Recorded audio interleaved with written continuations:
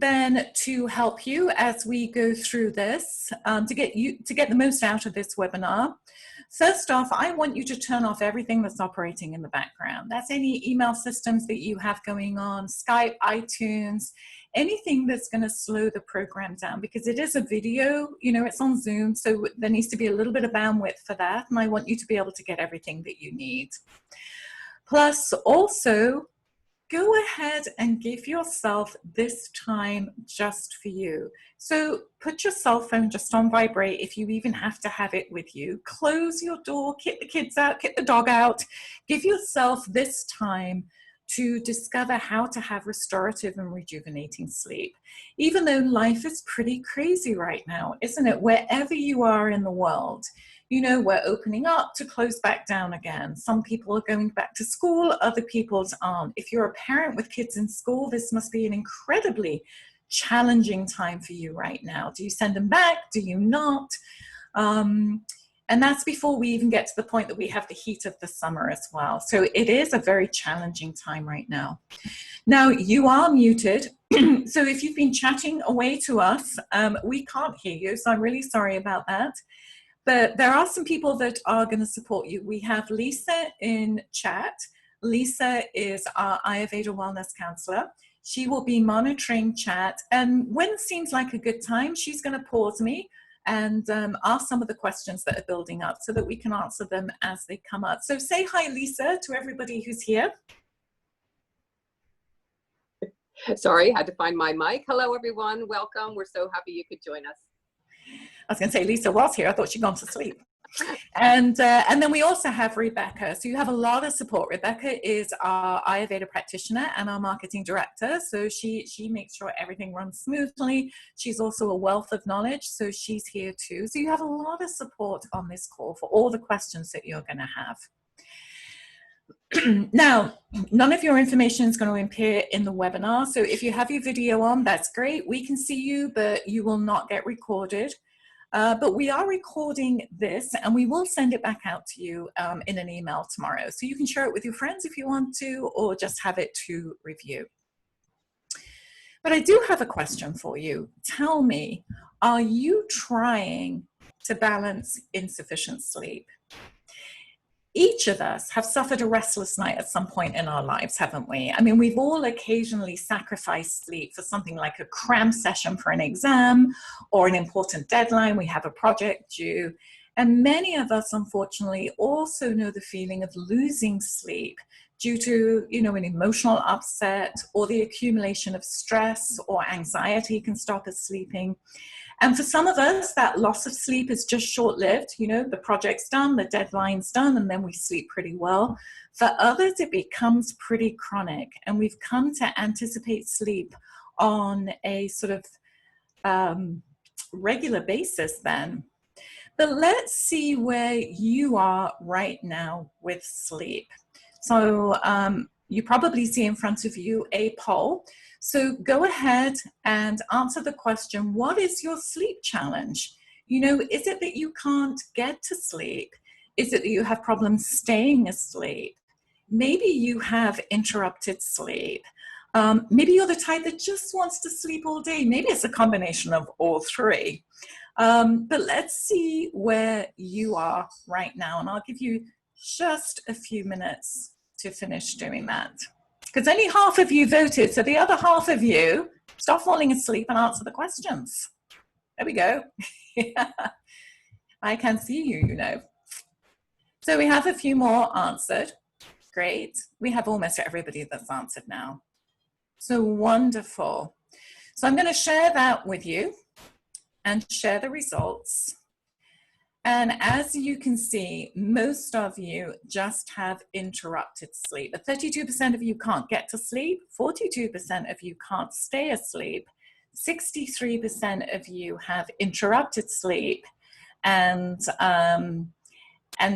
just a few of you, 16% of you, just want to sleep all day. So interesting results. But let's check that you're in the right place. So you are in the right place. If you have trouble staying asleep, you often wake up between 2 and 4 o'clock in the morning and have difficulty getting back to sleep. And we saw that there was quite a lot of you that happens.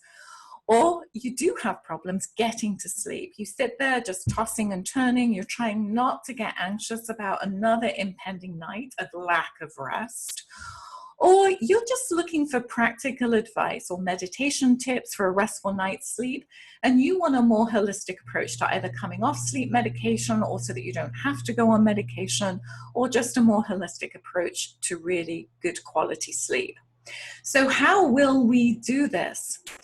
I can show you our 7 tips for deep and restful sleep with Ayurveda, because proper sleep is one of the 3 pillars of life in Ayurvedic medicine. Sleep is an essential time for healing the body from stress. As our minds rest during sleep, the body's able to focus on digesting well, metabolizing well, and rejuvenating and regenerating, not only for the tissues of the body, but also our minds and our emotions rejuvenate as well.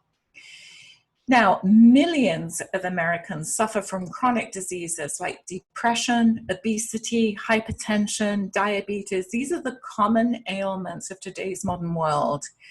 And an unhealthy sleep cycle, it's just what contributes to those disease states, because our bodies and our minds become more fragile without proper rest. And that kind of makes sense, doesn't it? And eventually, that lack of sleep is going to catch up with us, making us less productive at work, feeling less vital, and vitality is so important, and just feeling less alive. So what is considered proper sleep? We believe in Ayurveda that sleep patterns should be in accordance with the sun. So the best time to sleep is from 10 o'clock at night to 6 o'clock in the morning. That's as the sun sets. And when that happens, certain things happen in the body, because the pineal gland located in the brain receives information from the eyes that it's becoming dark and evening's arrived. Thus, then it's time for the pineal gland to produce melatonin, a serotonin-derived hormone which prepares the body for sleep. It makes you feel sleepy. When we're still on our phones, watching television, or having overhead lights on as evening rolls in, the pineal gland is unable to produce an appropriate amount of melatonin. Then it becomes harder to fall asleep at about 10 o'clock at night. So here's some practices that we're going to go through tonight to help you prepare your body for sleep. But first off, what keeps us from sleeping? So sleeplessness or insomnia can be caused by many different things. Elevated or chronic stress is normally the #1 cause. Illness can cause that. Physical discomfort. You know, if you've got joint pain, or your shoulder's out, or your jaw hurts, or you've got a headache, it's very difficult to fall asleep. Environmental factors. How warm is the room? How cold is the room? How light is the room? Changes in our schedules. If you do shift work, if your schedule has changed with COVID-19, you're probably suffering from some sleep problems. Side effects from prescribed medications, many of them cause sleep disturbances, especially anti-anxieties and antidepressants. Depression itself or anxiety can disrupt sleep, and many other factors. But regardless of its origin, losing sleep is really hard on our bodies and can be difficult to cope with. So when sleep loss becomes a regular occurrence, then it traps us in this sort of vicious downward spiral that can have far-reaching effects on our health for a long time. We become exhausted, we're taxed mentally, physically, and emotionally. Our judgment is often impaired. We want nothing more to sleep, but we're often afraid that we won't be able to. And that becomes a fear in itself, doesn't it? How many of you have got into the habit of being afraid to go to sleep, or the anxiety increases towards bedtime because you're afraid you're not going to be able to sleep? So our bodies crave sleep for good reason, and there are actually serious health risks associated with sleep loss, which can have complicated effects on the body. So some of the problems of not getting enough sleep: impaired judgment, It negatively affects our moods and our emotions. Increased risk of accidents because of impaired judgment, impaired cognitive ability, we can't think straight. Decreased sex drive has a lot to do with how much sleep we get. Increased incident of feeling depressed. Actually, there's a 5-fold increase in depression for those that don't sleep well. Accelerated aging in the skin. One of the things that we do when we do our 2 to 4 hour consultation, when we bring somebody on board, is we spend a lot of time just observing them, which is why it's so important to be able to see our clients. And we can tell a lot from the skin, and especially how fatigued you are, whether you're sleeping well. Difficulty losing weight. There's a high correlation between weight gain and not being able to sleep. And just increased odds of developing more and more serious illnesses. So insomnia can sometimes be an indicator of a more serious health problem. So if you haven't done it already, go check it out, do all the baseline metabolic tests, and just make sure that there's not a serious underlying health reason that you can't sleep at night. But the science says, which is really interesting, we actually spend a third of our lives asleep. That's a lot when you think about it, isn't it? And while scientists have been studying the functions of sleep extensively for years, some of our most basic questions about why we sleep have been really difficult to answer. Ultimately, we don't know why we sleep. We can guess. Maybe it's to sort out our thoughts, maybe it's to rejuvenate, but ultimately, we have no idea why we sleep or why it's so important. What is clear, though, is that balanced sleep is incredibly important to the body, and it is a staple of good health. So we also know that sleep is a natural time for the body and mind to rest, reset, detoxify, and rejuvenate. And sleep is also really carefully regulated by the body. So it seems that though we don't know why we sleep, we do know that it's very important to sleep. In terms of overall health, sleep is actually on par with eating. It's essential for our well-being. It's essential to function. It's essential for our survival. And in much the same way that hunger serves as a safeguard against undernourishment, we feel hungry, so we eat. That means the body survives. Sleepiness acts as the same protective mechanism against inadequate rest. So we sleep, that means, or we feel tired, we feel sleepy, that means we're going to sleep. It is as important as eating. But sometimes life interferes with our internal biological rhythms, and they just go out of whack, or as we say in Ayurveda, out of balance, which can result in either too much sleep or in too little sleep. Farmers everywhere know that a field is far more productive when it's allowed to periodically lie fallow to regenerate the fertility of the soil. Sleep also provides a similar period of rest for the body and mind. And one of the most confounding aspects, I think, of sleep for scientists has been the fact that in nature, sleep is a pretty risky business. I mean, we fall asleep and we're not aware of the saber-toothed tiger that's about to eat us up, or this fire that's about to engulf us. So sleep has a very real potential to leave us vulnerable to injury, predation, death. So why do most animals, and don't forget we are an animal, humans included, need to sleep in order to survive? So sleep itself must offer something that can't be obtained during the day in wakefulness, because it's really important for the body to do it. And even though we know that balanced sleep plays a really important role in our health and well-being on a number of levels, it is interesting to note, to just sort of take a side point here, that indigenous cultures around the world have long valued the altered states of consciousness that occur during sleep as an important message of receiving all kinds of things, receiving information, receiving healing, and guidance.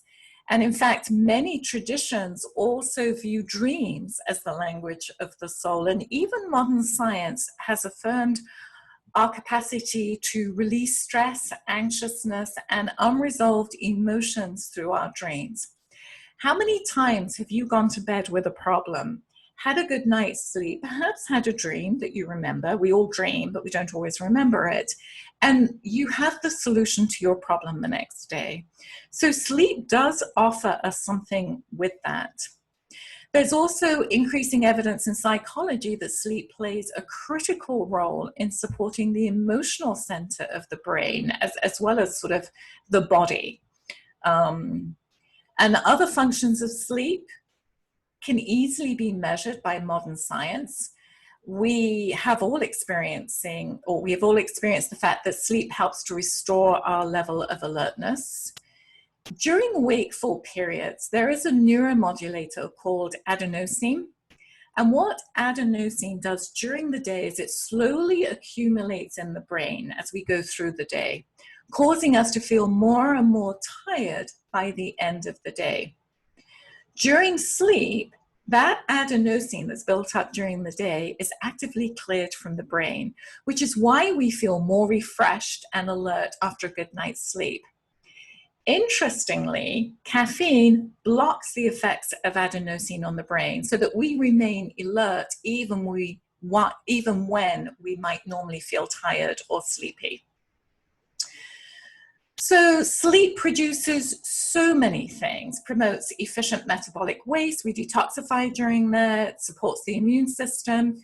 There have been studies that have shown a total loss of immune function followed by death among animals that are completely deprived of sleep. Studies have also linked sleep deprivation with increased cancer growth, a decrease in the immune system's ability to control cancer cells. Sleep has been linked to important changes in structure and functions of the brain. Young children and young adults need sleep, and a lot of it. It's absolutely critical to their proper brain development. And also in us as adults, similar correlations have been drawn between sleep and the brain's ability to reorganize itself, form new neural pathways. So for all these reasons and more, it's actually really important that we get an appropriate amount of sleep. So whether you have difficulty falling asleep or staying asleep, sleep loss can feel really debilitating, can't it? And sound sleep seems to just get further and further away. But there is hope. Actually, supporting your body to return to a balanced sleep cycle is not as difficult as you might think. So let's take a break from the worry or the anticipation of another night of not sleeping well, and let's focus on real and meaningful tools for balancing our sleep cycle. But first, I'm going to have a sip of my tea. Tonight, it's Tulsi and chamomile. And I'm sure many of you know that chamomile is a natural sleep aid. So when it comes to imbalanced sleep, either vata or pitta is usually involved, and sometimes both. So pitta typically interferes with our ability to fall asleep, while vata tends to interrupt sleep. Vata also has a tendency to wake us up in the middle of the night or sort of between 2 and 4 o'clock in the morning. And that can result in us feeling unable to return to our sort of sleep. So we tend to feel pretty interrupted for the rest of the night. But it is equally important to understand which of the 20 gunas or qualities, in Ayurveda we call it guna, it just means quality, that are involved in sleep imbalances. We intuitively understand that sleep requires certain qualities, normally a certain amount of heaviness, stillness, a sort of quieting of the mind. These are qualities, heaviness, stillness, quieting, that help support our bodies in being able to sleep. Vata and pitta naturally share different qualities. Well, they share some qualities that are the same, and those qualities are light, mobile, subtle, and clear.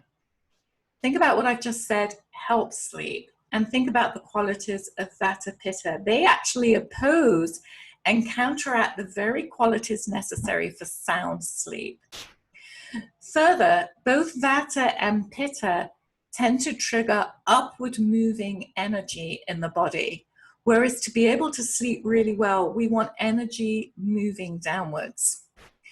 So when there's excess Vata or Pitta, or excess Vata or Pitta is active just before or just after sleep, that can leave us feeling active, mentally alert, especially sensitive to subtle changes in our environment, preoccupied with racing thoughts, or even well-organized thoughts with Pitta, and then we just can't sleep. At this point, it's really difficult to sleep. So while there are differences between Vata and Pitta types of sleep, or their sleep disturbances, the two do not require entirely different approaches to finding balance. In fact, it can be really helpful to take a more sort of universal approach to what that balance is for all doshas to be able to sleep. So whether your insomnia is caused by Vata, Pitta, or a combination of the two, the Ayurvedic approach is to balance insufficient sleep by helping the system to return to balance. And we're going to do that by opposing any sleep disrupting influences or those qualities with their opposites. At the same time, we also have to support the body's natural circadian rhythms. That means we have to quiet the nervous system, we have to reduce stress. That's going to return us to a baseline for healthier calm. Ultimately, the goal is to really implement a natural and easy transition into sleep for the body and be able to maintain that state until the body is fully rested for the next day. So Vata type of sleep tends to be pretty irregular and light, but Vatas can sleep pretty deeply, especially when they're exhausted. Vata types normally have to have a soft bed. That's because they need to cushion, they can be pretty bony, so they need to cushion those bones. They tend to sleep fewer hours than all the other doshas. But interestingly, Vata actually needs more sleep than the other doshas rather than less. Vata also, or Vata increase, Vata imbalance is behind those tendencies to grind the teeth, to sleepwalk, to talk in one sleep. This all comes under a Vata imbalance. TMJ, that pain, that grinding, the clenching of the jaw, all comes under Vata. Let's talk about Vata type of dreams. They tend to be pretty spacious and airy. They're often focused on movement, adventure, being chased. There's an element of fear in Vata-based dreams, but they frequently have trouble recalling their dreams. So they do dream, everybody dreams, but they can't always remember them. And while sometimes increased Vata can cause difficulty falling asleep, the classic Vata sleep disturbance is to awaken normally between 2 and 4 in the morning and just not really be able to get back to sleep again. So if these Vata type of patterns resonate with you, then hang tight as we go through the other doshas first, and then we'll offer you some practical tips, including specific practices that you can use to pacify Vata when appropriate. And then Pitta types, they generally sleep well, though pretty lightly most often. They tend to prefer a firm bed, few covers. Pittas have a tendency to overheat, especially in the summertime, so they're throwing those covers off at nighttime. And Pittas crave a moderate amount of sleep. However, Pitta types, they're just not going to go to sleep. They're not even going to think about sleep if they have a project due or they're up against a deadline. If you've ever said, oh, I'm a night owl, or I do my best work at 2 o'clock in the morning, then that's Pitta. That's that Pitta intensity. And Pitta sleep is often disturbed by their dreams, or their dreams tend to be fiery, they tend to be vivid, they're very active, there's an element of movement in their dreams. But, you know, Pitta types, once they wake up, they can go to sleep pretty easily. Their problem is getting to sleep. So falling asleep is the classic Pitta type of disorder. And that's because pitta is elevated in the day between 10 and 2. So at nighttime, between 10 o'clock at night and 2 o'clock in the morning is pitta time. So if you push sleep to 11 o'clock at night, you've engaged pitta. That means it's going to be more difficult to go to sleep. That means your mind's going to get more activated. You're going to feel more ambitious. You're going to be stimulated. And forget sleep at this point. I mean, you're working out next year's budget plan, or you're working out your to-do list, or you're working out your whole life plan. And that's taking effect rather than sleep. So as a result, pittas will tell me I'm a night owl, or I can burn both candles at the same time. And they can. Pittas can be really productive at nighttime. So if these pitta type patterns resonate with you, then we'll also be going through some recommendations for you as well. And then our kapha types are heavy sleepers. They can generally sleep soundly anywhere, anytime. They can even sleep standing up. They adore being in bed. They like to sleep more hours than any other type of dosha, preferably on a soft mattress, under an abundance of comforting, fluffy covers. And interestingly, kapha types actually need less sleep. And when kapha goes out of balance, we find them in bed. They're just not moving. When kaphas dream, they tend to be pretty calm dreams, smooth, watery, often pretty emotional. But when out of balance, kapha causes excessive sleep. So there's a feeling of heaviness, a feeling of sluggishness, really difficult, or a lot of difficulty in waking up. It's the kaphas that are staying in bed to 10 o'clock in the morning because they just can't get up in the morning. Kapha is elevated in the day between 6 and 10 at night and 6 and 10 in the morning. So between 6 and 10 at night, we naturally feel a little bit more sluggish, a little bit more heavy, a little bit more sleepy. This is great. It's supposed to happen. We're in kapha time. But in the morning, if you're not waking up till 9 o'clock in the morning, you're waking up in kapha time, and you probably are going to feel pretty sluggish for the rest of the day. That's why we recommend waking up at 6 o'clock in the morning. Vata time. Vata is about the energy of movement. So wake up with the sun. It's going to really have you much more energized throughout the rest of the day. But our poor kaphas who can't get out of bed, if these sound familiar, these sort of sleep patterns for you, stay with us as we go through some recommendations on how to balance excess kapha in the sleep cycle as well.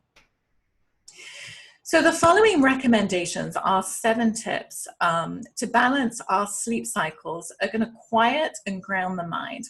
We're going to emphasize those heavy, slow, and stable qualities in ways that really support good quality sleep. We're going to look at embracing a daily routine and reduce stress and tension in the body and the mind. And what these strategies do is they're going to actually sort of pacify or subdue the excess lightness, clarity, subtlety, mobility, and upward movements that so often interfere with good quality sleep. Now, it's also really important to take into account Agni. Agni is your metabolic fire, your digestive fire. In Western terms, that's your metabolism. This is the foundation of optimal health. So digestion and having good quality digestion and sleep are highly correlated. So let's look at our first tip. It's encouraging a sense of consistency in our rhythms and routines. Is going to foster in your body a stability that's grounding and deeply reassuring to the nervous system. When somebody's not sleeping, their central nervous system is hypervigilant. So in the context of this fast-paced modern world where stress and stimulation is abundant, it's everywhere, we're bombarded by it, then what a routine can do is provide an important foundational level of support for a calmer mind and ultimately better sleep for you. It also helps us to align with the natural rhythms of the day. And, you know, we often forget that there are natural rhythms in the day, But those very rhythms, those circadian rhythms, give our body a sense of predictability that is really supportive of who we are. In fact, Ayurveda emphasizes the importance of daily routines for everyone. And though what routine is right for one person may differ for a different dosha, or it's dependent upon your age or your environment or your health goals, a daily routine is so important. And if you take nothing else from this webinar, then a daily routine would be the one takeaway that I want you to take away. But if this concept is new to you, you might appreciate exploring our daily routine guide that we'll send out to you. If you don't have a routine and you just want to start with the basics. So some really basic ways to start is just consider committing to a consistent time for going to bed and waking up, even on the weekends. The weekends shouldn't change. If you're feeling a little more ambitious than that, then try to eat your meals at the same time every day. If your work schedule varies, you can try to maintain more consistent work hours from one day to the next. And of course, certain times of the day have more impact on our sleep cycles than others. Namely, it's those periods on the either side of sleep, just prior to bed. So we have a lot of routines, sort of bedtime routines, and immediately after waking. So we have a lot of morning routines as well. And observing specific practices at these times of day really can be instrumental in supporting sound sleep. So it's essential to have a daily routine to balance our stress as well. And our physiology, our bodies are really adapted to and supported by that sense of routine, doing things at the same time every day. Actually, I've seen time and time again, it's amazing how impactful just a few adjustments to our daily routines can make to the whole body. Think about the natural world and how prevalent routines are in the natural world. Most plants and animals are profoundly attuned to the cycles of the day and night and the seasons and other patterns that's important for them. And by contrast, we as humans, even though we are part of nature, have kind of forgotten that. We've kind of sort of disconnected ourselves from these natural rhythms. So adopting even one or two things as a routine gives our nervous system a number of comforting and reassuring sort of reference points, if you like, throughout the day. And these reference points or touchstones send a message to the deep tissues of the body that all is well, all is calm, all is at ease. And over time, that sort of predictability and that safety allows the central nervous system to relax. That's when really profound rejuvenation can begin. So there's some very simple first steps to establishing a daily routine. What time you get up, what time you go to bed, what time you eat meals. Make sure they are at the same time each day. And these steps alone can have a profound effect on the central nervous system. So we'll send you out our daily routines guide so that you have that as well. And then a bath. Most of us have access to a bathtub. This is wonderful for relaxing the nervous system, releases tension, helps quiet the mind too. If you like, you can add 1/3 cup of ginger powder and 1/3 cup of baking soda to water. That's going to sort of increase relaxation for you, increase healing. This combination, the ginger and the baking soda, encourages circulation. It increases sweating, so it's going to encourage detoxification, but it's also really soothing as well, making it very supportive when stress is high. If your pitta is high, be mindful that the ginger and the baking soda might be a little heat increasing, so you may not want to stay in the bath too long. Epsom salt baths are really nice as well. That can be really relaxing and cleansing. If you're going to have a bath, then kaphas and vatas need to use hot water. Pittas need slightly cooler water. Boiled milk. is another good option for bedtime. If you like, you can add a pinch of nutmeg, cardamom, and some ghee to the milk. If you're dairy-free, use some almond milk or coconut milk. That's a nice alternative. But dairy has incredibly grounding qualities for Vatas. And remember, Vatas have problems staying asleep normally. Nutmeg is a natural sleep aid. Ghee is cooling and grounding, helps with digestion as it's a prebiotic, and poor digestion is often correlated with poor sleep too. Cardamom's wonderful smell helps with sleep. Did you know that inhaling the sort of soothing and sweet smell of cardamom helps in treating insomnia, helps with restlessness and anxiety? So just add 1/8 of a teaspoon or a pinch, that's about 1/8 of a teaspoon of nutmeg, and a pinch of cardamom or 1/8 of a teaspoon of cardamom with 1/2 a teaspoon of ghee in a cup of warmed milk, and see if that makes a difference. You'll be surprised at how much of a difference that will make too.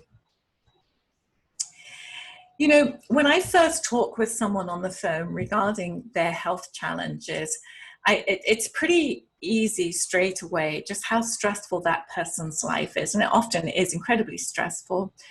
So sometimes my recommendation is to add some warmed oil to the soles of their feet. And I know it sounds strange to add oil to your feet, to do anything else but have your toes look pretty. But this practice is incredibly grounding and supports that downward moving energy, which means that's going to help balance Vata, which in turn helps soothe the mind. If you want to massage your scalp, which is good for anyone with sort of that pitta intensity, where your mind has a lot of well thought out thoughts, but you're planning everything, then a scalp massage is really nice. Also, if you tend to clench your jaw at night, or you grind your teeth or have TMJ, then that scalp massage is also going to be really, really beneficial for you. When you do that, just be sure to use a towel to protect your pillow from the oil.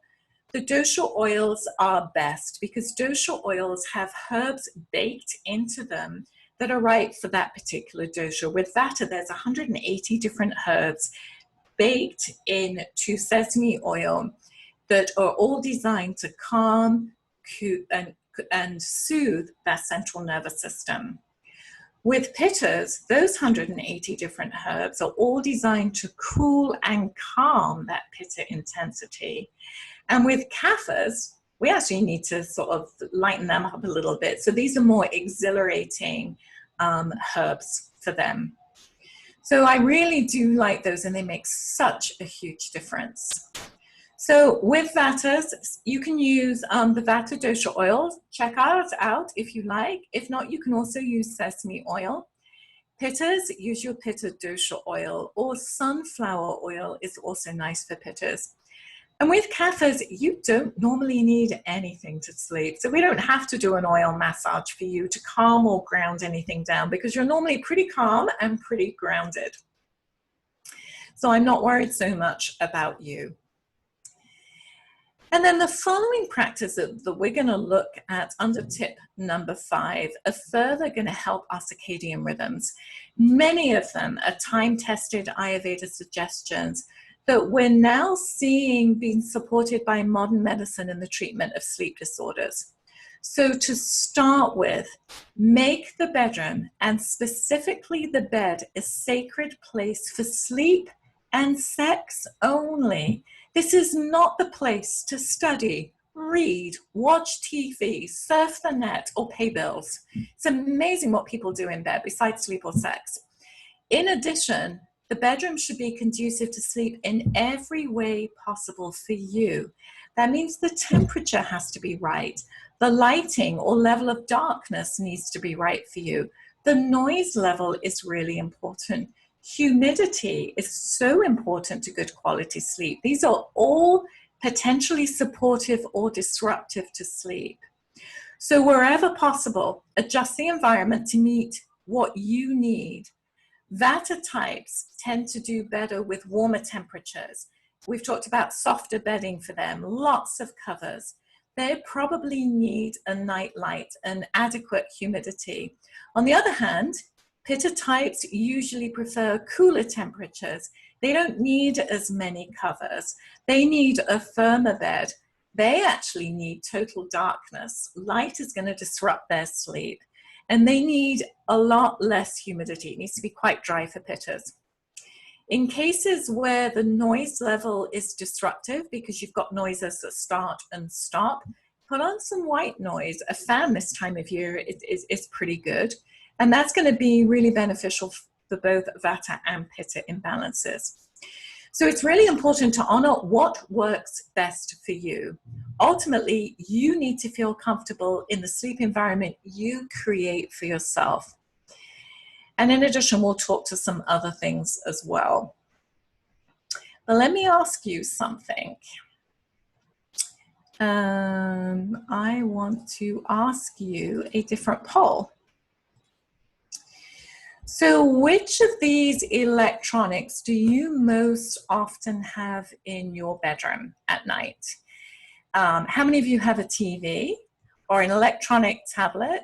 You keep your iPad in your bedroom at nighttime, maybe your phone's in your bedroom, maybe you have a computer in your bedroom because you have a home office, perhaps you have a digital alarm clock, maybe you have Alexa or one of the other types that, you know, help. But what I'm trying to gauge is how many electronics we have in our bed. And nobody can see your answers. Nobody knows it's you. So you're quite anonymous. So you can actually put down, if you have all of them, that's absolutely fine. So some of you are snoozing on me. Only, yep. So now the rest of you are getting to the poll, which is great. So Carrie, while we're answering the poll, is this a good time to take a couple of questions? Oh, it's a perfect time. Yes. Great. So we have a question from someone who works for the government in COVID data, and so of course has a crazy schedule. Oh, I bet.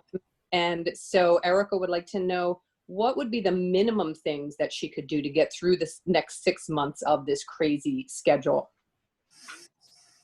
Probably the best place for you, Erica, is start with routines. Just as we said, go to bed at the same time, get up at the same time, have your meals at the same time, exercise at the same time. Even if it's just going to the mailbox, do it at the same time every day. Because as we've just pointed out, those routines are going to give your body a sense of, it's okay. We're doing the same thing every day. So there is some calm, there is some focus here. That's what I would recommend for you. And just know that it is a crazy time and you're going to do the best job you can in a very crazy, unnatural world right now. So hopefully that helps. Great. And then the next question from Sila is, if you do not have a bath for the Abhyanga or taking a bath, and does a foot bath substitute? A foot bath is nice, especially in the summertime for Pittas who can tend to have hot hands and feet, but it's not relaxing. So what we need is a whole body immersion to get the relaxation from a bath. And a shower doesn't do it in quite the same way. So if you don't have a bath, then you can't do it. But there are many other things that you can do, like Abhyanga or self-massage, that will also ground that central nervous system as well. Great. I think that's it for now. Terrific. So let me share the results of the poll. So 37% have TVs in their room. Only 5% have an electronic tablet. They seem to be left outside the door. 21% bring their iPads. 63% have mobile phones, probably because we're using them as alarm clocks, or we want to be connected. 16% have computers. That's higher than I thought. 32% have a digital alarm clock, and 11%, that's higher than I thought, have Alexa. So just interesting in what's there in your bedroom as far as electronics. So in practicing good sleep hygiene, this one is a must. Screen time of any kind is incredibly disruptive to the biological rhythms that support sleep. Our cell phones, our tablets, our computers, and other electronic gadgets have become such a huge part of our daily lives that it's often hard to put them down, isn't it? Judging by how much we have in our bedrooms. So even at bedtime, it's hard to put them down.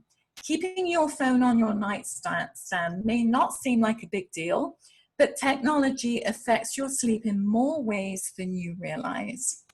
Whether you're surfing the web, playing a video game, or using your phone as an alarm clock, you're probably keeping yourself from a restful night's sleep. The blue light emitted by screens on cell phones, computers, tablets, televisions, whatever you've got in your room, restrains or reduces the production of melatonin. That's the hormone that controls your sleep-wake cycle or circadian rhythms. Reducing melatonin makes it harder to fall and stay asleep. Most Americans admit to using electronics a few nights a week within an hour before bedtime. But to make sure that technology isn't harming your sleep, give yourself at least 30 minutes of gadget-free transition time before hitting, the pillow. Even better, make your bedroom a technology-free zone to keep your electronics outside the room, and that includes a TV as well. It may seem pretty harmless to knock out a few emails before bed or unwind with the favorite movie, but by keeping your mind engaged, technology can trick your brain into thinking that it needs to stay awake. So if you're surfing the web, seeing something exciting on Facebook, or reading a negative email, or probably reading a negative Facebook post, those experiences can make it much harder to relax and settle into good sleep. After spending an entire day surrounded by technology, your mind needs time to unwind. Just because you're not using your cell phone before bed doesn't mean that it can't harm your sleep. So keeping a mobile within reach can still disturb your sleep. That's because of the chimes of late night texts, emails, calls, calendar reminders. Also, about 72% of children between the ages of 6 to 17 sleep with at least one electronic device in their bedroom. That means they're getting less sleep, especially on school nights compared with other kids. That difference adds up to almost an hour a night. So to get a better night's sleep, parents, limit your kids' technology use in the bedroom too. And I know that's hard to do because our kids are connected, especially with COVID-19. How else can they connect? But be a good role model for the kids and set the tone by doing the same as well. Technology-free zone is the perfect, but restrict technology at least 30 minutes before bed is the next best. Caffeine late in the day is a no-no. And, I have heard so many people say to me, oh, caffeine doesn't affect me, until they come off caffeine. And then they realize just how much it did affect them. But, that includes items like chocolate, tea, soda. It's not always obvious where caffeine lurks. So make sure to check out labels. There's caffeine in so many things. The National Sleep Foundation reports the effects of caffeine can cause problems falling asleep as much as 10 to 12 hours later in some people. Those people tend to be vatters and pitters.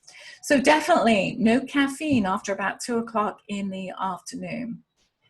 Now, nicotine often falls below the radar screen when it comes to sleep, but like caffeine, it's a stimulant as well. Research shows that nicotine is linked to problems with insomnia. Smoking within a few hours of bedtime should be avoided as well. Better yet, don't smoke at all. And in much the same way, stimulants such as caffeine and nicotine tend to disrupt our sleep cycles. For many people, having a drink to help you doze off seems like a no-brainer. Alcohol is a tricky substance. It's an undercover sleep marauder. That's what I call it. It's also the most common self-medicated sedative that we give ourselves.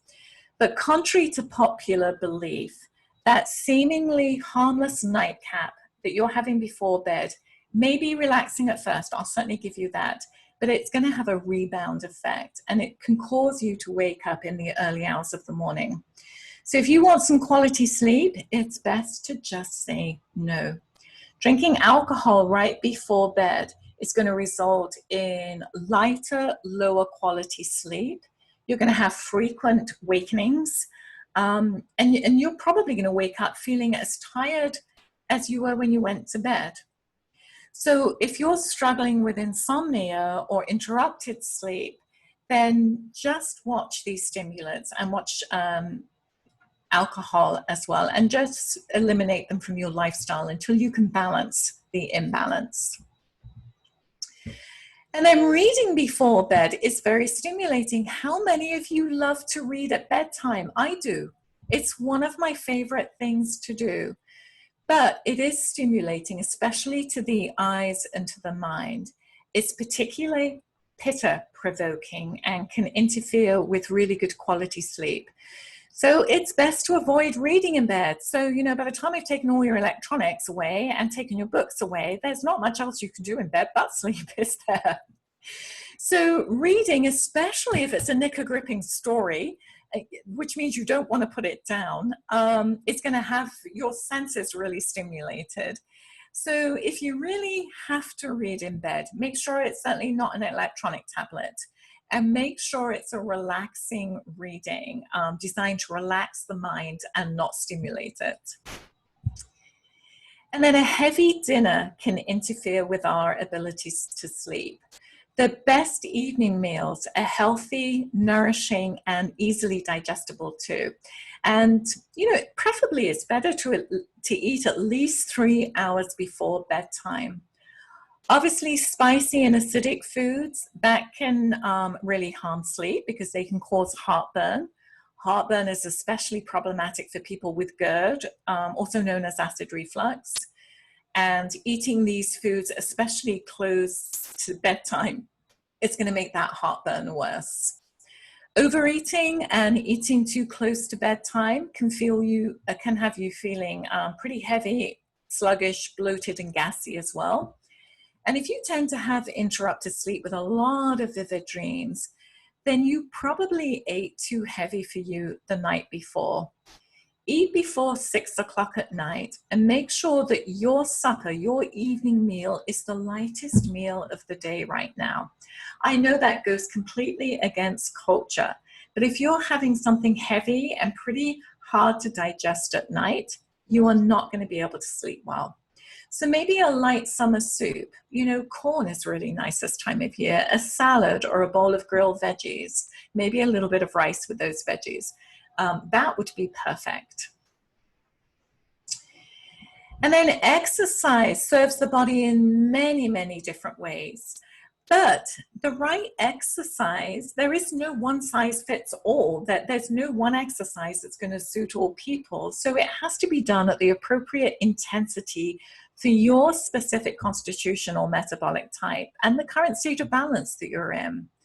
But what exercise does is it kindles that agni, that digestive fire, which is essential to optimal health. It's going to improve digestion.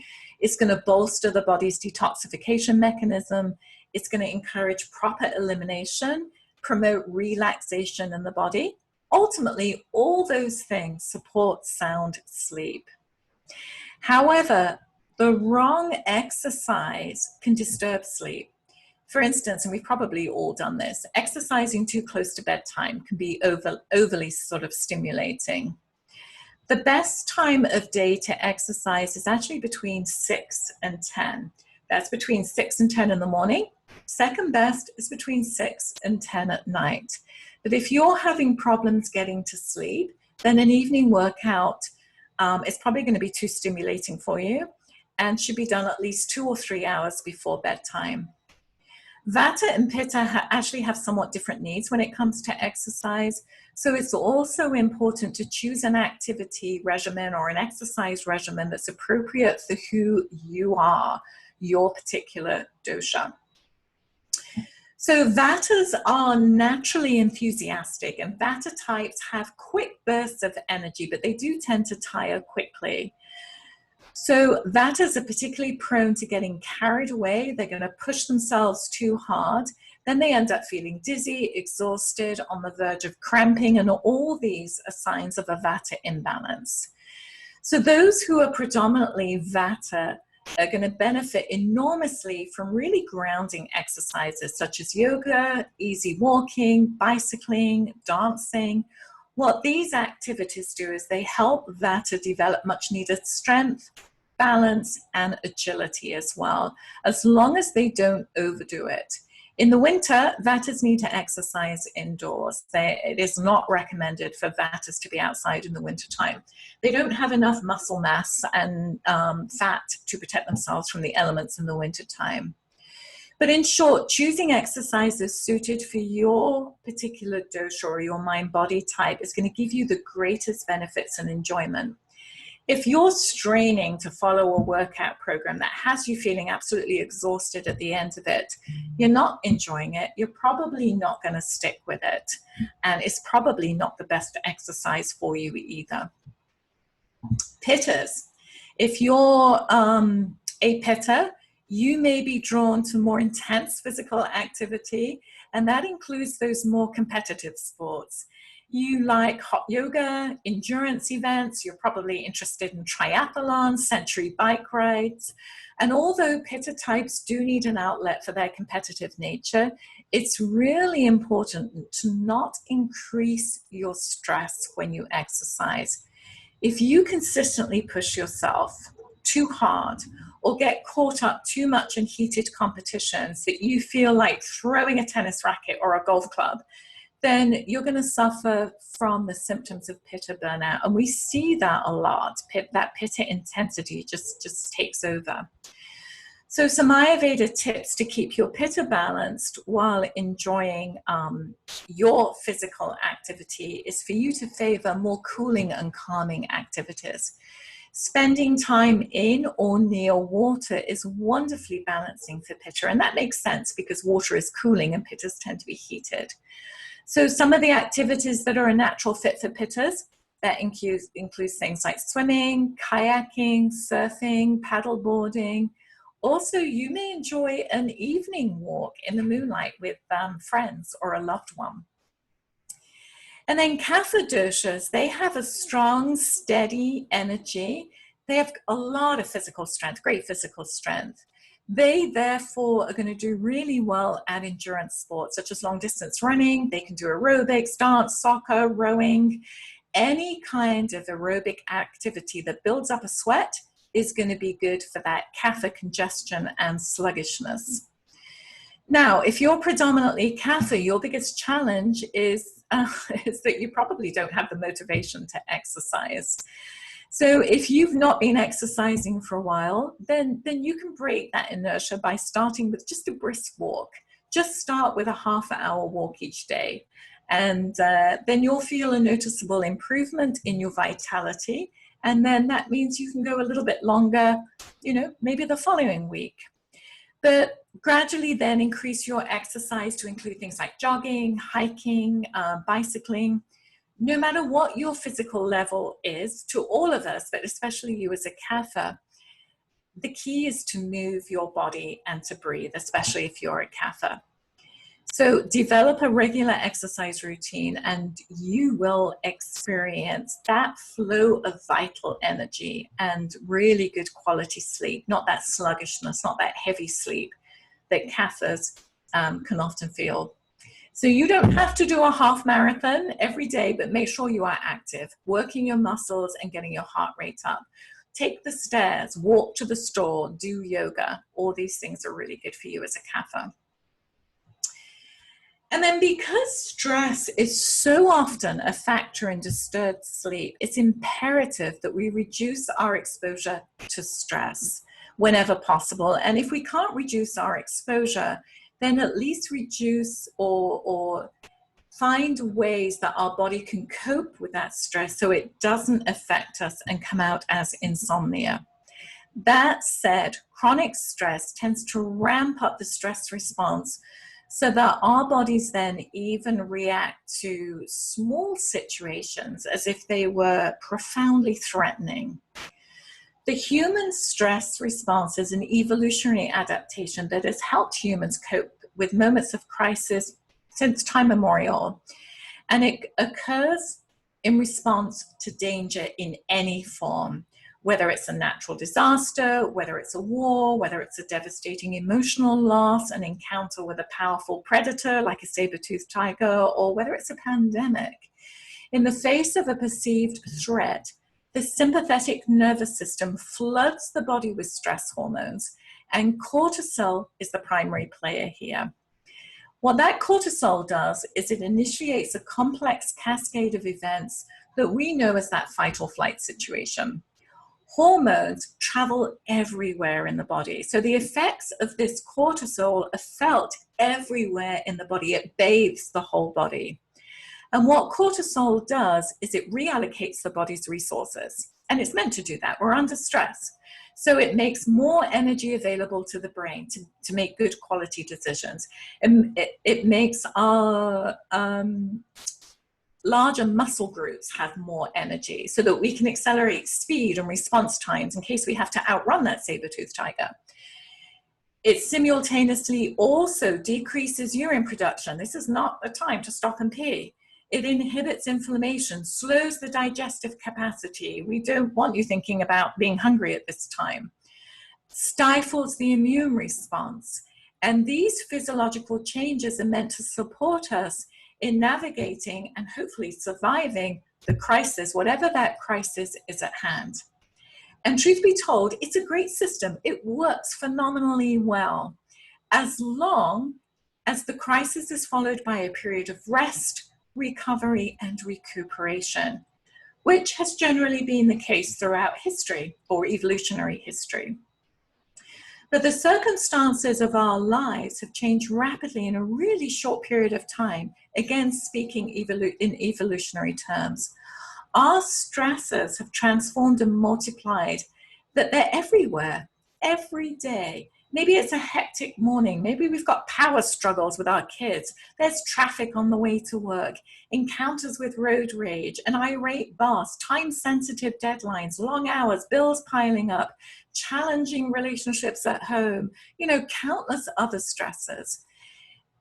It's important to note that stress hormones cannot just be turned off. Long after a stressful event is over, those stress hormones that were released in response to that stress still linger in our systems. Chronic stress, therefore, is going to keep our tissues bathed in stress hormones almost continuously. What that does by being in this constant fight or flight situation is make us hypervigilant and ever more likely to trigger even when faced with minor stresses. And how many of us have just been triggered? Somebody just looks at us cross-eyed and suddenly we go off. Or somebody flips us off in a car and we get irate. Or the level of anger that we have is far more response than what the actual event is. So this quickly becomes a viciously self-reinforcing cycle. At the same time, many of us are both more networked, think social media, and lonelier than we've ever been before. So all of this is happening as our community is changing around us, especially today. So this has the potential to further sensitize the sympathetic nervous system. Chronic stress puts our bodies in a very, very difficult situation. On the one hand, our physiology is at the mercy of an endless barrage of stressors, most of those I've mentioned, with very little chance to recover, reset, and regain balance in between. This puts our system on high alert and actually then makes us more susceptible to stress. On the other hand, our support systems are often really weak. And to make matters worse, most of us view stress itself as a problem, which can intensify its harmful effects on us. So for now, let's try to understand the broad implications of our modern relationship with stress and then what we can do about it. We have to return to balance. So how do we return to balance? Because we all want to do that. So if like increases like, we talked about that with Ayurveda. It's one of the Ayurveda principles. And opposites balance. And the stress response is unequivocally reducing, lightening, and catabolic in nature. Then the antidote to excess stress is to offer our systems an abundance of the qualities that are building, nourishing qualities. And we can do that through our diets, our lifestyle, our practices, and our relationships, basically anywhere that we can get them. That means really implementing qualities that are heavy, grounding, slow, unctuous, very nourishing, soft, and stabilizing, while doing our best to minimize the influence of their opposites. So at its core, the Ayurvedic approach to balancing excess stress is really quite simple. Apply the opposite. But let's look at how we can reduce the stress in your life so that you can do that. One of the most important first steps in balancing stress is just slow down. However, when we're accustomed to living a fast-paced, busy life, slowing down can feel absolutely impossible. I often say to clients when they come on board, I want you to take just 20 minutes a day. I have had so many clients who say, I can't take 20 minutes a day. I don't have 20 minutes a day. And we have to look at the kind of world we live in if we can't find 20 minutes a day just for ourselves. So it can feel really challenging or impossible to find time for just that time to slow down. But for those of us who actually make the commitment to doing just that, to invite a slower, more balanced way of being into our daily routine, one gentle step at a time, the rewards are felt immediately. Then with time, those positive changes, and because we feel more calm and we feel better, that reinforces our intentions to slow down. So we slow down a little bit more, and then a little bit more, and then later even more. That how do we begin? Because that's the problem, isn't it? And one of the best ways to slow the pace of our lives is through devoted and purposeful self-care. That's why there's so much emphasis in Ayurveda on self-care. Taking time every single day to be still, quiet, and immersed in self-nourishment. It's so important. In fact, it is the next step to returning to balance for you. And then drinking herbal tea is one of the easiest ways to slow down and de-stress with the help of some herbs. So try herbs like hibiscus, rose, and tulsi. My tea right now, and it's a commercial one. It's Organic India's tulsi and rose tea. It's going to help soothe, and it's very uplifting.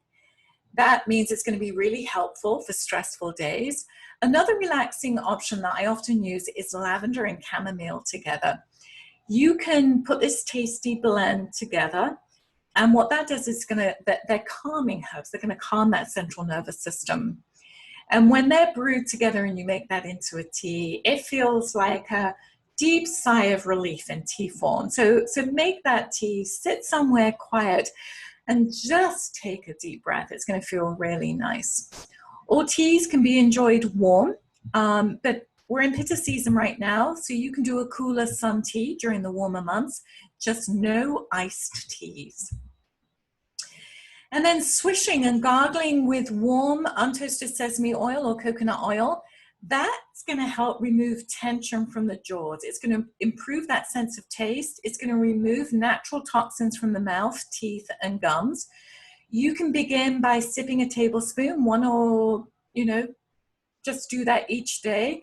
Our daily swish, which is our specially formulated oil pulling blend, is really nice. And you want to swish that oil from side to side, front to back, and through the teeth for up to about 20 minutes. Spit out the oil, rinse with warm water. We can send you our guide on how to do oil pulling for you. But just relieving that tension, especially in the jaw and the ears, it's going to be highly beneficial for you. And then Abhyanga, this ancient practice of self-massage with oil, is incredibly calming for the central nervous system. It's going to lubricate, it rejuvenates the tissues, it promotes healthy circulation throughout the body. And it's no coincidence that the Sanskrit word for oil, sneha, actually means love. So Abhyanga is a profound practice of rejuvenation and loving self-care. Who would not want to do that? It's going to benefit the physical body. It's going to benefit the mind. And in addition, the oil itself forms a protective sheath around the body that can help buffer the nervous system against stress. So all in just a self-massage. That's a lot of stuff that you get from a self-massage. Each morning before a shower or bath, massage about 1/4 to 1/2 cup of warm organic oil into the skin.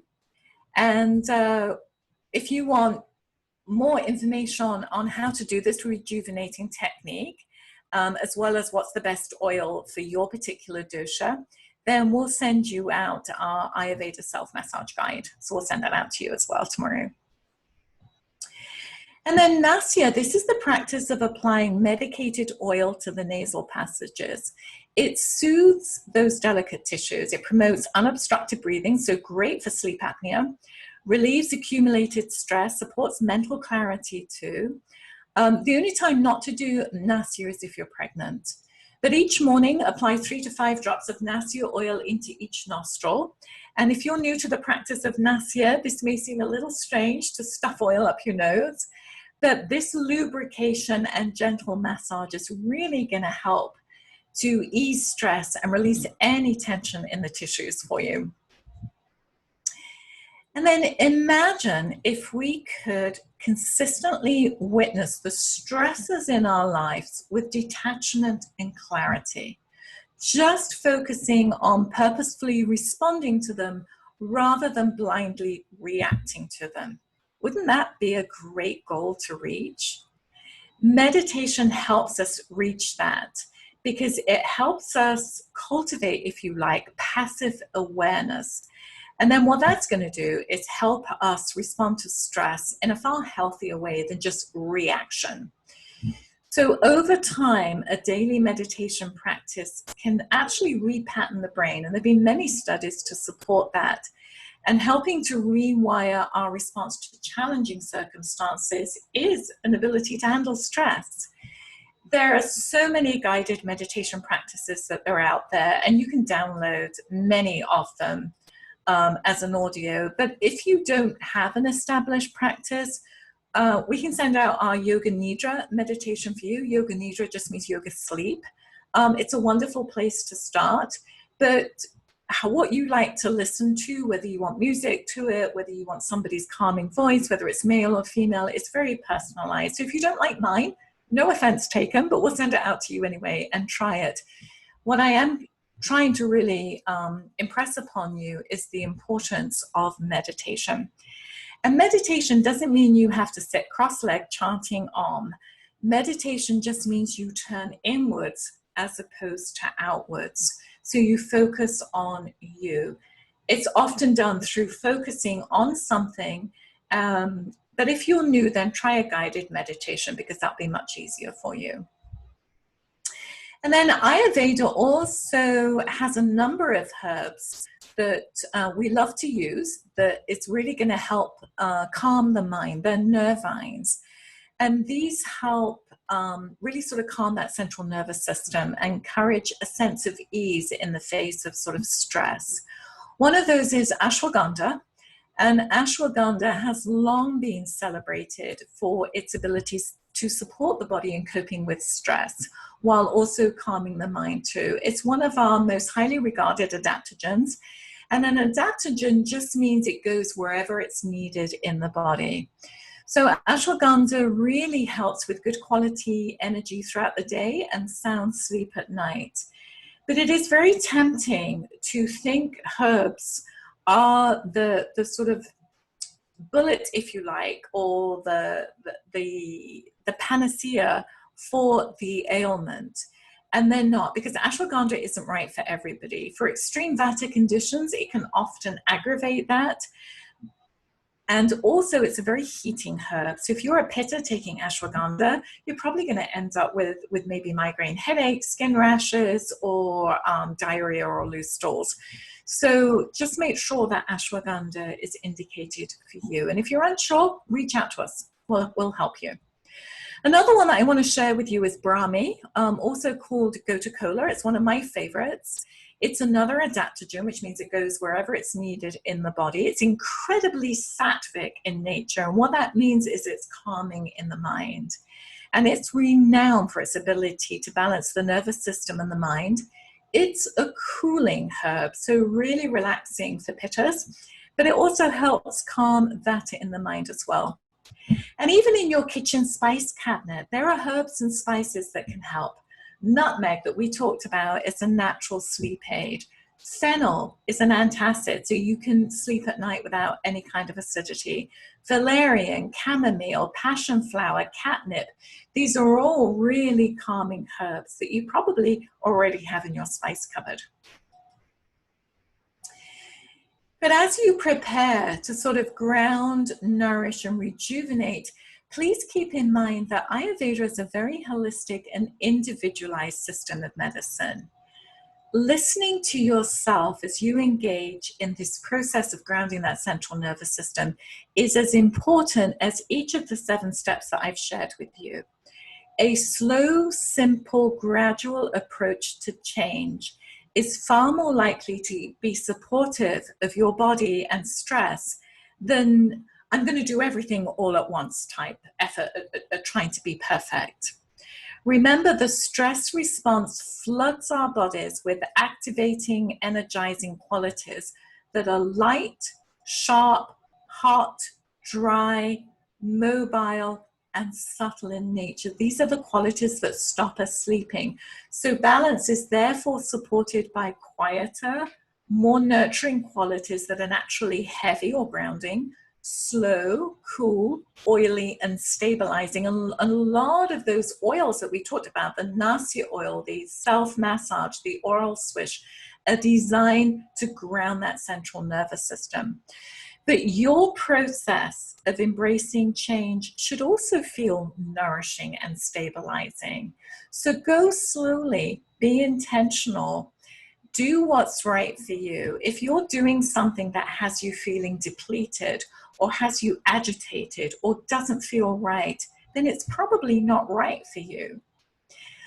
More than anything else, listen to your deepest inner knowing, because that's normally right. Honor where you are at each moment along the way. You know, we hope, and we absolutely hope, that we can continue to support you on your journey toward a life of balance and vibrant health. That's really important to us. That's what we do. And to help support you, we have put together our best product for you that's going to help calm and ground the central nervous system. These are the same daily products that we use when we need to rebalance and get a good night's sleep. And I'll be giving away a summer dosha kit free to one of you. And everything in this kit is good for rebalancing and helping with good quality sleep. I want you to think of it as your calming sleep balancing kit. It comes with your dosha oil. That's the oil with those 180 different herbs that are baked in a base oil for you. A cooling mister to make sure that you stay cool at night, really important for those pittas. Your massage oil, your Nasya oil. It also comes with a cleanser and a facial serum, and also your oral swish. It's going to be made up for your specific dosha. They're made up at the time that you order it. But each one of you has your own health story. And that I can't hear about in a webinar, no matter how much I look at chat or do polls. Even though I can help guide you in what is right for overall sleep health, and our team have come up with all the things that we can give you to help you during this crazy time to calm and ground the system so that you can sleep, I can't personalize what is right for you and why you may be having problems with sleep on this webinar. We know it's a problem. We hear people, our own clients tell us that. Statistics tell us 50% of all Americans can't sleep. There's a myriad of supplements and pharmaceuticals to help combat this problem. And clearly it's a problem for you, otherwise you wouldn't be on this webinar. So how can I help you? The reason that we have been so successful and have helped literally thousands of clients where you are right now to reach your health goals of getting rejuvenating sleep It's because of our mantra, if you like, or our ethos, which is one size does not fit all. There is no one drug that suits all people. There's no one supplement that suits all people. Melatonin doesn't suit all people. There's no one nutritional plan or diet or exercise regimen or kind of yoga or kind of meditation that's going to suit all people, because you are unique. And that's why we developed our personalized programs, because if we work one-on-one, we can get to know you and your particular health challenges. So here's how our programs work. When we work one-on-one with people, we do it in a very personalized way by creating customized wellness plan that meets your specific health needs. That's based upon really understanding who you are. We go very deep into who you are, your bio-individuality, if you like. And we do this by exploring all aspects of what makes you, you. In our programs, we do include genetic testing as well. That way we can get to know you right down to that molecular level. This knowledge is then combined with the information from an Ayurveda consultation. That way, we can create a really comprehensive wellness plan that meets your specific health needs. So, for example, are you eating the right foods in the right seasons? Are you getting up at the right time? Are you going to bed at the right time for you? And if you're out there doing some exercise, are you doing the right exercises to get the best results for your particular dosha? And then, just as important, does your genetic makeup tell us, or your genetic test tell us, that some foods that otherwise seem fine may actually be the cause of things like stress on the body? And thus, remember, stress stops you sleeping. So it's really important to find out the answers to those questions too. And then that results in a customized wellness plan that is based upon an Ayurveda diagnosis of all your symptoms and imbalances. Combined also with the knowledge from your genetic makeup, we end up with this really multifaceted plan that's broken down into exercise support, lifestyle support, herbal support, excuse me, stress support, even mental health support.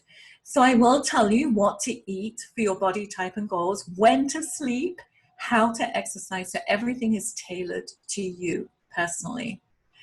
Ayurveda in Sanskrit means the science of life or the science of longevity. So it really is a blueprint for how to live the rest of your life with health and vitality. And if you're having problems sleeping, either getting to sleep, staying asleep, or having interrupted sleep, there's probably not too much vitality going on in your life right now. And that's what we would want for you. So here's what I'd like to do. Let's schedule a time for us to chat, maybe, in a day or two, and go much deeper into who you are and what you may be struggling with. So if you attended the webinar live tonight, you'll be getting an email shortly with a link where you can schedule a complimentary consultation with me and also enter the draw to win a free summer dosha kit. We love giving them out. We get emails back. We get pictures of people getting them, trying them out. So it's wonderful. But remember, this competition is only open to those who attended live. Entries will close tomorrow at 5. We'll also be sending you tonight's recording and a number of helpful follow-up resources. All those things that I said we'll send to you, or if you want this, we can send it, you'll be getting tomorrow.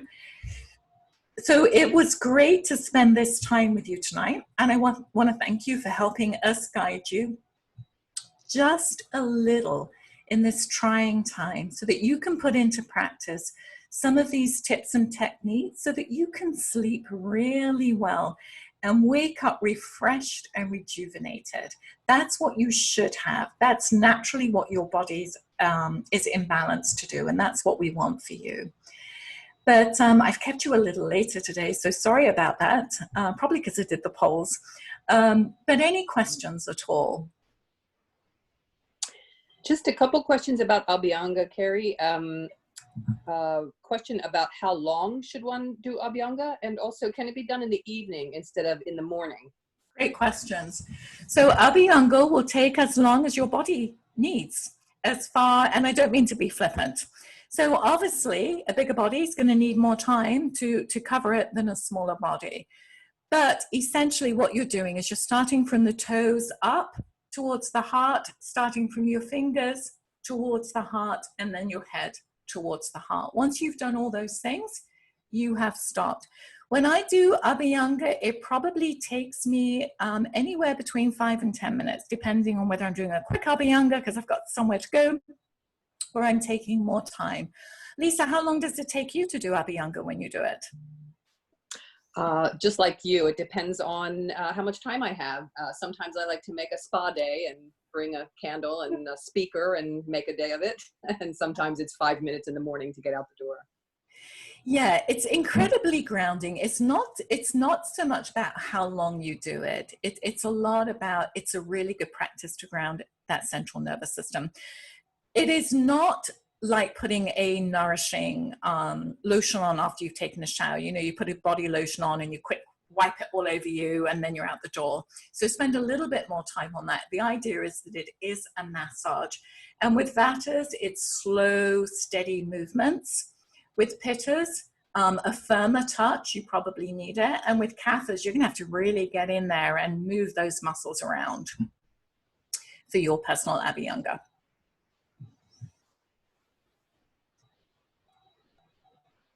Any other questions, Lisa? Oh, yeah, there was another one. Sorry. You're waiting for me, aren't you? What was that other question? Could it be done in the evening rather than in the morning? Yeah, the idea is to do it when it is the best time for you. It is better to do it. The best time is before your morning shower. If that's not happening, you're taking an evening shower. It is a very relaxing practice to do it at nighttime. If you're having problems getting to sleep or staying asleep, then it's probably really nice to do it at nighttime and have it part of your as part of your evening routine to get you ready for sleep. And when we talked about those routines, it's part of that predictability that the body picks up on those cues and says, the feeling of the massage oil, yes, let's get sleepy. This is the routine that I have getting ready for sleep. So that should really help there. Any other questions? That's it, I think, just the questions about the Abhyanga. Let me just have a quick look. Yep, looks like you've got everything. All right, it was great talking to you. We will be doing another webinar next month. So I look forward to seeing you then. Hopefully you'll want to come and see that. But it was wonderful spending time with you today. And I look forward to hearing from you and seeing you on a consultation soon. Bye now.